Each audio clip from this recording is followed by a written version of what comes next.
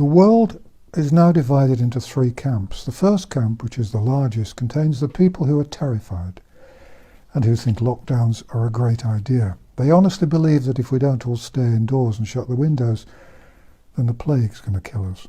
Some worry about the lockdown ending and believe that everyone should stay locked in forever, or until the scientists can confirm that either the last bug has been killed or they've got a really nice, safe, effective jab they can give us.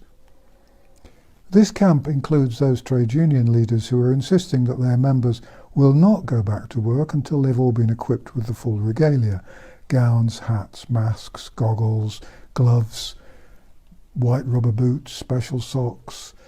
Moreover, they insist that their members must be kept 6 feet away from one another at all times. And the camp includes those parents who say they won't let their children go back to school if and when the schools eventually reopen. The ones who want the lockdown to continue are consumed by terror, and they believe everything the politicians say. They would, I fear, happily drink the deadly Kool-Aid if they were told it would keep them safe.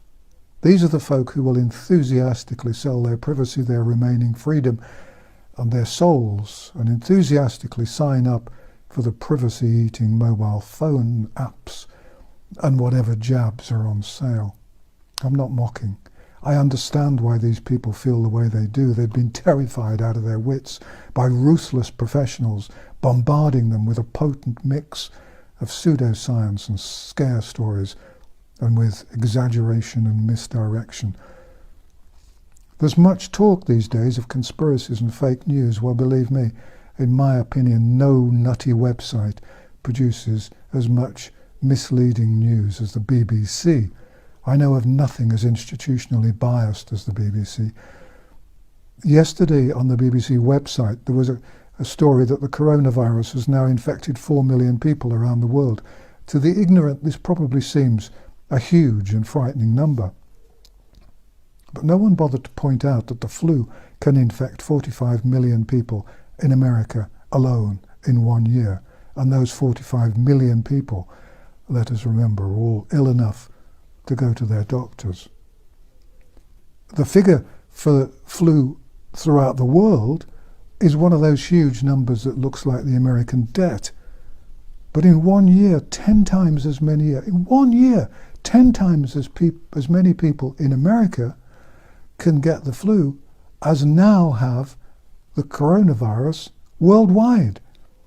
Those are proper facts, and that's called putting things into perspective. Here's another good fact. Between the middle of March and the middle of April in 2019, there were in New York State around 13,000 deaths from heart disease, cancer, flu, strokes, murders, accidents, and so on. In the same period in 2020, the number of deaths from all those diseases came to less than 5,000. That's just a bit more than a third.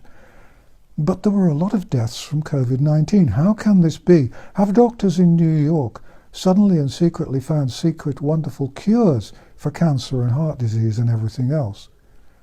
Or am I being unduly cynical in wondering if it's possible that a lot of people who really died of something else have been officially listed as having died of or with the coronavirus? That's been my suspicion for many weeks now.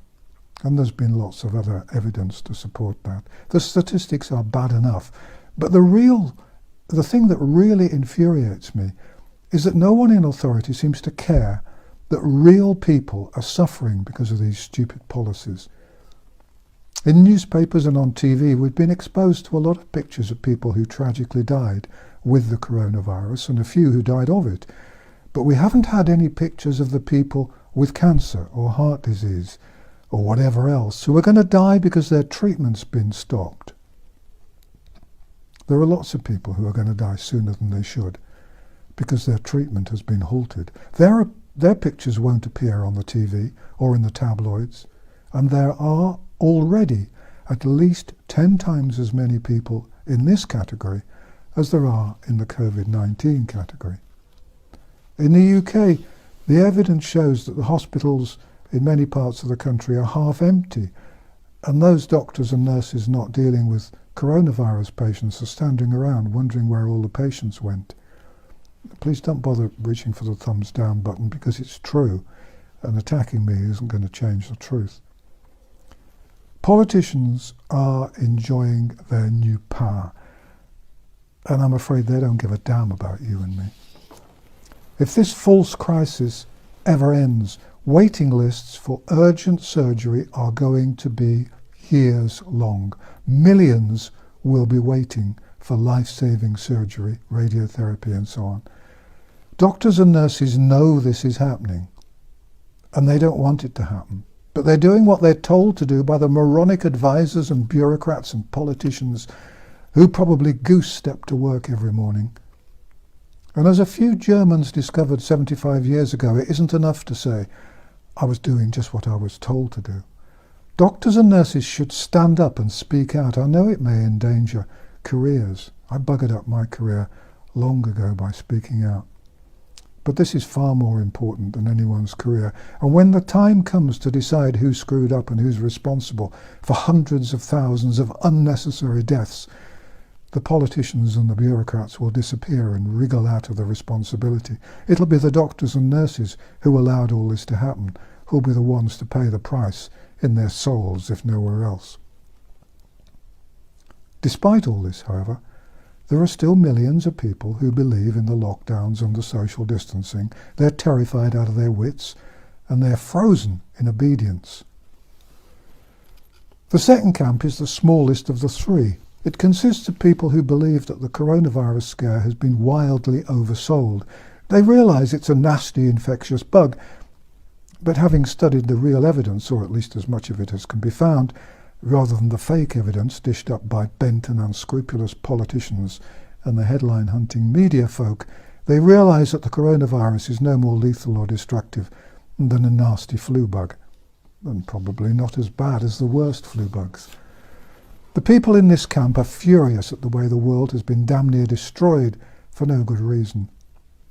They know that the whole terrible mess is too stupid to be a cock-up, so they're reluctantly coming round to the idea that it's a conspiracy to take away their freedom, their democracy and free speech, to give a bunch of unimaginative dictators the excuse to introduce oppressive and scary laws that wouldn't have been out of place in Stalin's Russia and Hitler's Germany.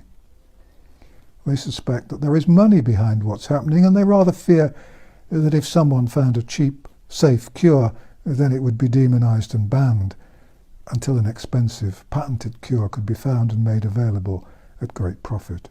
If you think I'm being unduly cynical, then that's because you haven't been writing about the drug industry for half a century. In the third group, which is the second largest group, are the people who don't quite know what to think, or who don't have the courage to face the facts. They prefer to let someone else worry and take all the responsibility. They see their country being destroyed, but they can't quite find the time to look at the evidence or the courage to question the decisions being made. They're terrified about the future because they can see that the way things are being run, there probably isn't a future. They know that today's children are going to be spending their lives impoverished, working hard to pay off the debts incurred as a result of this lockdown lunacy. They know that people with cancer and other serious diseases are dying because they've been abandoned by healthcare chiefs. But they don't feel they can support one side or the other just yet. They stand outside at the appropriate times and clap the healthcare workers, but their hearts probably aren't really in it. It's the people in this third group that I honestly can't understand. This is a crucial time. It affects our lives now and for the foreseeable future. Generations ahead are going to be affected by what we do now. The basic question is, are we fighting a virus or are we fighting our governments? It's not a question anyone can ignore. Everyone has to take sides. If you decide that the politicians are being honest and that their advisors are entirely competent and accurate, then you can put yourself in the first camp and just pray that you'll be saved by the mathematicians with their models and the politicians with their threats, and hope that the alleged plague doesn't kill you and your loved ones.